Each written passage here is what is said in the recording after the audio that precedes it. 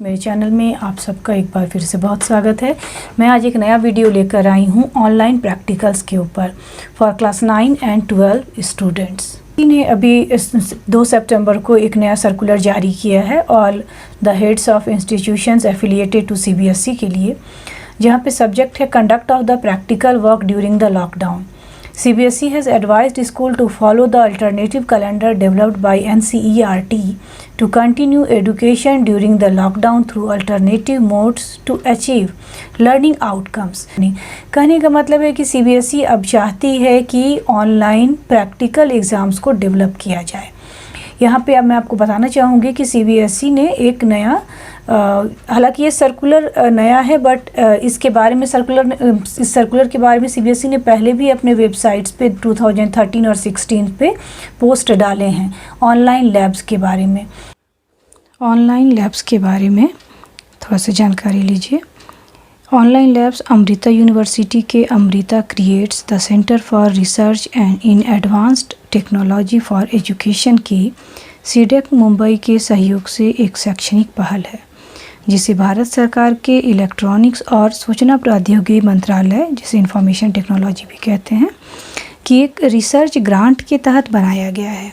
यह lab NCERT, CBSE और जितने भी स्टेट बोर्ड के पाठ्यक्रम पर आधारित 9वीं से 12वीं कक्षा तक के साइंस, मैथ्स और इंग्लिश ऐसे विषय से संबंधित प्रयोगों को होस्ट करती है, यानी इन विषयों का जो भी लैब असाइनमेंट्स होता है उसको होस्ट करती है। इसको आप www.olabs.edu.in नाम से सर्च कर सकते हैं और ऑनलाइन लैब्स को स्कूल पंजीकरण कराने के बाद आप फ्री में एक्सेस भी कर सकते हैं। आइए देखें। सबसे पहले एक मेरी छोटी सी रिक्वेस्ट है, चैनल को लाइक कीजिए और चैनल को सब्सक्राइब भी कीजिए। वीडियोस को लाइक करने के साथ साथ चैनल को सब्सक्राइब कीजिए। सबसे पहले आप समझिए कि आपको अपना ब्राउज़र ओपन करना है और टाइप करना है ओ लैब्स। ठीक है, जैसे मैंने अपना यहाँ पर गूगल खोल लिया है, देखिए, और यहाँ पर मैं टाइप करूँगी OLABS। ठीक है, O for online and labs for lab. तो इस तरीके से आपके स्क्रीन पे बहुत सारा ऑप्शंस खुल जाएगा। इसमें से सबसे ऊपर जो ओ लैब्स है इस पर क्लिक करना है। ठीक है, पहला वाला जो ऑप्शंस दिख रहा है इस पर क्लिक करते ही क्या होगा कि आप देखेंगे ICT का एक नया रूप। हाँ, जैसे यहाँ देखिए लिखा हुआ है digital content mapped to the school syllabus. यह होम पेज है। ठीक है, home, about, in the news, workshop, training, registration, contact us और लॉगिन, इतने सारे इसके टैब हैं और ये अमृता यूनिवर्सिटी के कोलैबोरेशन से बनाया गया है। और ये सीडेक जो हमारा पुणे में है, मुंबई में इसका भी हेडक्वार्टर है, और इनके द्वारा बनाया गया। अगर हम लैंग्वेज की बात करें तो हिंदी, इंग्लिश के अलावा और भी कई सारे रीजनल लैंग्वेज में ये है। देखिए, मैं आपको हिंदी में दिखा देती हूँ एक बार। देखिए, अभी सारा कुछ अब हमारा हिंदी में आ गया, बट हम लोग कंटिन्यू करेंगे इंग्लिश में ही, क्योंकि इंडिया में हिंदी से ज़्यादा अंग्रेजी समझी जाती है। तो जैसे मान लीजिए इंग्लिश में किया तो ये इस तरीके से आ गया। ठीक है, अभी आप देखिए यहाँ पे हर एक टैब के अंदर कुछ ना कुछ इन्फॉर्मेशंस है। सिस्टम रिक्वायरमेंट की बात करें तो आपको मैं यहाँ पर एक बात बता दूँ, ये ऐप मोबाइल पर भी चलता है। ठीक है, और आपके कंप्यूटर में बहुत ही मिनिमम रिक्वायरमेंट है इसकी। 256 MB का रैम है और ये 128 MB ऑफ ग्राफिक मेमोरी पे भी काम करता है, यानी बहुत ही मिनिमम कॉन्फ़िगरेशन पे भी ये चलेगा। ठीक है, ट्रेनिंग का कैलेंडर है, रिक्वेस्ट फॉर ट्रेनिंग है अगर आपने टीचर को ट्रेन करना चाहते हैं। रजिस्ट्रेशन 3 लोगों के लिए है, टीचर्स, स्टूडेंट्स और स्कूल्स के लिए। ठीक है, मैं आपको आज बताऊंगी फॉर स्टूडेंट्स। ठीक है, क्योंकि मैं टीचर की आईडी से लॉगिन नहीं करूंगी, तो लॉगिन करने के पहले आपको क्या करना होगा, अपने आप को रजिस्टर करना होगा, यानी आपको अपना एक क्रिएट करना होगा अकाउंट। क्रिएट एन अकाउंट पे क्लिक करेंगे, इस तरीके से रजिस्ट्रेशन का फॉर्म आएगा। इसमें आपको अपना ईमेल आईडी डालना है और अब अपने गूगल के अकाउंट जो कि आपका ऑलरेडी एग्जिस्टिंग से, वहाँ से भी हम लोग लॉगिन कर सकते हैं। देखिए यहाँ पर से। ठीक है, बट अगर आप चाहो गूगल के अकाउंट से तो ठीक है, अगर आप नहीं चाह रहे हैं गूगल के अकाउंट से तो आप अपना एक क्रिएट कर सकते हैं यहाँ पे। हालांकि आमतौर पे जितने भी अगर आप इस तरह से काम कर रहे हो तो आप वहाँ पे क्या कीजिए, अपना एक आईडी जो भी पुराना चल रहा है उसी को यहाँ पर रजिस्टर कर लीजिए। ठीक है, क्योंकि गूगल का आईडी से लॉगिन करने से क्या होता है ना कि आपका गूगल का सारा अकाउंट इनके सामने ओपन हो जाता है। और गूगल में हम लोग और भी बहुत सारा यूज़ करते हैं, जैसे जीमेल है, गूगल क्लासरूम है, ठीक है, गूगल मीट है, गूगल के फ़ोटोज़ हैं, तो फिर आपको मालूम नहीं चलेगा, क्योंकि ये स्टूडेंट्स के लिए है, इसलिए प्रिकॉशंस के पॉइंट ऑफ व्यू से आप अपने आप को यहाँ पर रजिस्टर कर लीजिए।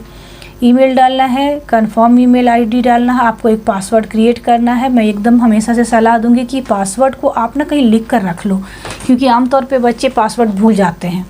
फिर फर्स्ट नेम है, लास्ट नेम है, एज ग्रुप आपको अपना डालना होगा, जेंडर है, फिर मोबाइल नंबर है, फिर आपका क्या रोल है, रोल में मतलब आप टीचर हैं, स्टूडेंट हैं, कौन सा विषय पढ़ रहे हैं, इस तरह की जो भी जानकारी यहाँ पर आपसे मांगी जा रही है उसको आप डाल लीजिए। ठीक है, स्कूल का टाइप कैसा है, कौन सी कंट्री को आप बिलोंग करते हो, सब कुछ डाल लेने के बाद आपको क्या करना है, एकदम से लास्ट में आकर एकदम एंट्री करने के बाद आपको इसको सबमिट कर देना है, आपको रजिस्टर कर लेना है इसको। हाँ, देखिए सक्सेसफुली रजिस्टर हो गया। अभी आप लॉगिन करेंगे तो फिर से आपको साइन इन वाला बॉक्स आएगा। यहाँ हमने जो ईमेल आईडी अभी डाला था उस ईमेल आईडी और पासवर्ड को डालकर आप लॉगिन कर लोगे। अभी होम टैब में क्लिक करना है। होम टैब में क्लिक कर कर आपको फिर वापस वही दिखेगा, बट आपको यहाँ पे भी लॉग आउट का ऑप्शन दिख रहा होगा। विषय की बात करें तो यहाँ पे हमारे पास साइंस के सारे विषय हैं, इसके अलावा मैथ्स और इंग्लिश भी है। ठीक है, और ये देखिए physics, chemistry, biology, maths and English. ठीक है, केमिस्ट्री में अगर हम लोग क्लिक करें तो आपको यहाँ पर देखिए क्या किस तरीके से ये क्लास 12 का आपको दिख रहा है लैब, और थोड़ा स्क्रॉल डाउन करके नीचे आते हैं तो यहाँ देखिए क्लास 9 का लैब है। ठीक है, ये केमिस्ट्री की हम लोग बात कर रहे हैं अभी, और जो सब्जेक्ट टीचर होंगे या जो स्टूडेंट होंगे क्लास 9 के उनको ये टॉपिक समझ में भी आ रही होगी, क्योंकि उनसे रिलेटेड है। ठीक है, मुझे हालांकि बहुत समझ में नहीं आ रही है क्योंकि मैंने साइंस पढ़ना काफ़ी पहले छोड़ा, बट आपको समझ में आ रही होगी। Melting point of an organic compound है, ये क्लास 11 है, और ये यहाँ पर हमारा क्लास 12 है। क्लास 12 में भी हमारे पास बहुत सारे लैब असाइनमेंट्स हैं केमिस्ट्री के लिए, तकरीबन 15 हैं। तो पहला वाला को अगर क्लिक किया जाए, यहाँ determination of EMF of a cell, यहाँ देखिए कितने सारे टैब हैं। Theory, procedure, simulator, animation, videos, viva, resource and feedback. ठीक है, काफ़ी इफ़ेक्टिव है यह साइट। यहाँ पर आपको ऑब्जेक्टिव भी दिया हुआ है कि हमारे इस लैब का ऑब्जेक्टिव क्या है। ठीक है, और फिर उससे रिलेटेड जो भी थ्योरी है वो थ्योरी भी यहाँ पर डाली हुई है।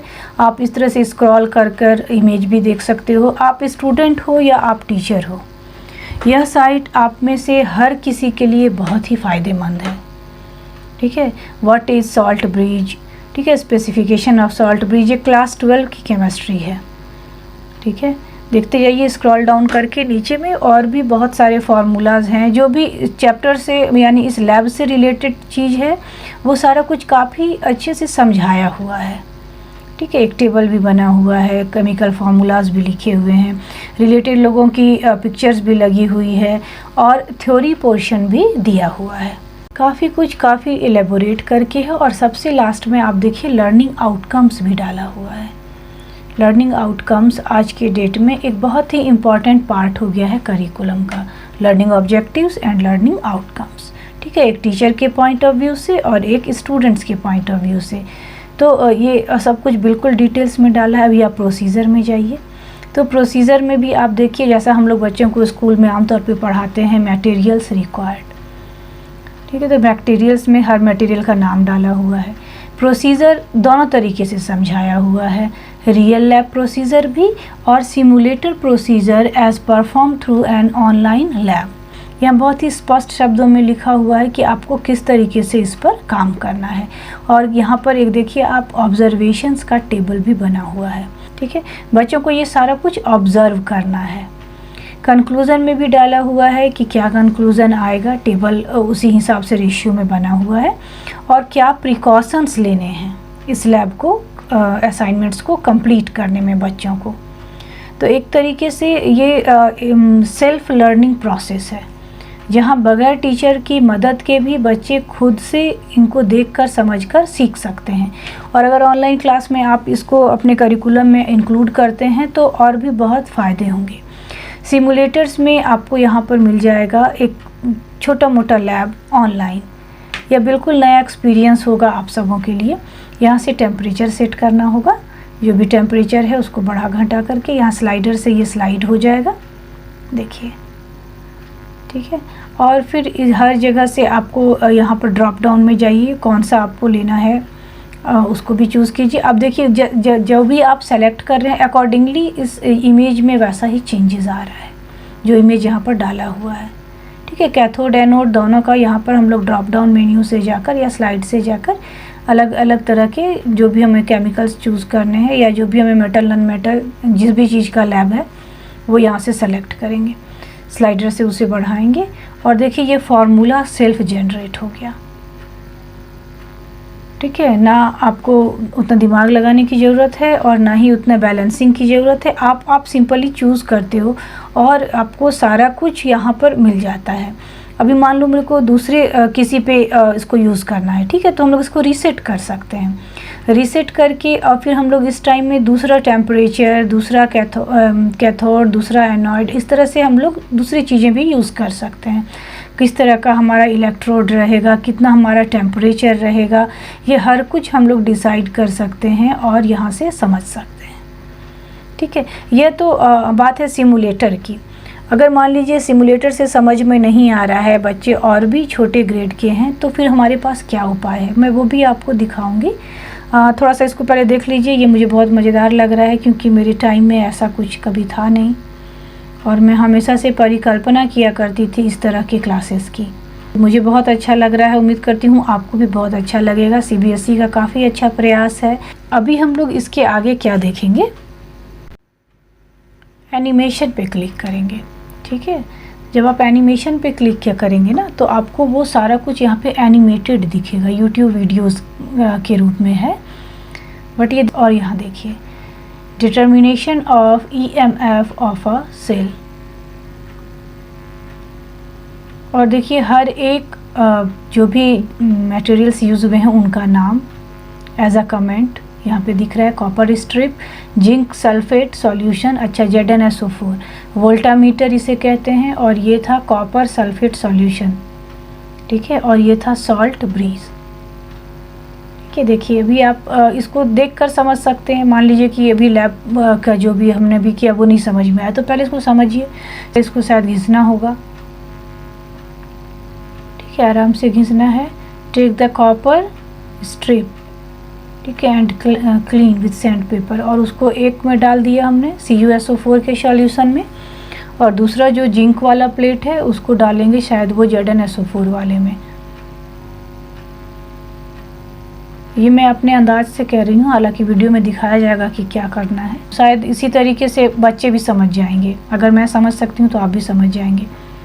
ये देखिए एक तार इधर और एक तार इधर, ठीक है, और यहाँ से करंट वरेंट वोल्टामीटर से बढ़ाया घटाया जा रहा है, और इस तरीके से ऑब्जर्वेशंस को टेबुलर फॉर्म में लिख लेना है, और फिर उसी तरीके से सबकी रीडिंग्स आ जाएगी, रीडिंग्स आपको लिखते चले जाना है। नेक्स्ट जो टैब है वो है वीडियो, ठीक है, और फिर इस पे वीडियो मैं आपको दिखाऊंगी नहीं बहुत, बट वीडियो भी उसी तरीके से खुलेगा, ठीक है, और इसमें यहाँ पर वो एनिमेटेड नहीं होगा, ये करके दिखाया जाएगा।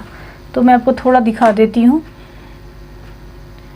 ताकि मैं अगले टॉपिक्स को भी आपको एक्सप्लोर कर सकूँ, फिजिक्स या बायोलॉजी के बारे में, ठीक है। ये इसी तरीके से खुलेगा और यहाँ पर वीडियोज़ आएंगे जो भी related to the lab assignment है। इसके बाद का टैब है वाइवा का। वाइवा वाले टैब में आप क्लिक करोगे तो आपको बहुत सारे क्वेश्चंस दिखेंगे, ठीक है। आपको इन क्वेश्चंस का आंसर देना है। मैं आपको बिल्कुल ऑनेस्टली बता दूं, मुझे एक भी ना तो प्रश्न ही समझ में आ रहे हैं और ना ही उनका उत्तर, बट फिर भी मैं आपको सिर्फ वीडियो बनाने के दिखाने के लिए मैं कुछ भी रैंडमली क्लिक कर कर आपको दिखा देती हूँ, कुछ भी लिख देती हूँ, क्योंकि आ तो कुछ भी नहीं रहा है, समझ भी नहीं आ रहा है कि क्या है। कुछ भी सेलेक्ट किया। What is the significance of salt bridge, पता नहीं व्हाट इज़ द सिग्निफिकेंस। ये क्वेश्चन भी मुझे कुछ समझ में नहीं आया और ये भी नहीं आ रहा है। फिर भी रैंडमली कुछ भी सेलेक्ट कर लेती हूँ ताकि आप एक बार बस इसको समझ सको कि ये किस तरीके से काम करता है। ये मैं सिर्फ स्टूडेंट्स के पॉइंट ऑफ व्यू से बता रही हूँ। स्कूल या टीचर के पॉइंट ऑफ व्यू से शायद इसमें कुछ और भी नई चीज़ जुड़ सकते हैं। ठीक है, जैसे इन असाइनमेंट्स को शायद सेव किया जा सकता है। सबमिट पे क्लिक करने से आपको आपका मार्क्स दिख जाएगा। वाह, पहले 2 उत्तर सही हैं, वाह। और इसके सारा आंसर गलत ही है, नहीं एक और बीच में सही आंसर मिल गया तो ठीक है, कोई बात नहीं। हाँ, बट मैं उम्मीद करूँगी कि जो विद्यार्थी होंगे क्लास 12 के उनके सारे आंसर सही हों। जो रिसोर्स टैब है इस पर क्लिक करेंगे आप तो आपको दिखेगा laboratory manual chemistry for class 12 published by NCERT। ठीक है, अभी फिजिक्स की बात करें तो अगर आप फिजिक्स पे क्लिक करते हैं तो फिर से आपको फिजिक्स का खुलेगा। ये देखिए, ये क्लास 12 का फिजिक्स है और इसी तरीके से सब में लैब होगा। ठीक है, जितने आपने देखे हैं सब में। तो मैं अभी आपको दूसरे किसी लैब का दिखा देती हूँ क्लास 9 का हम लोग देख लेते हैं एक बार, क्योंकि क्लास 9 के बच्चे शायद पहली बार लैब में जाएंगे।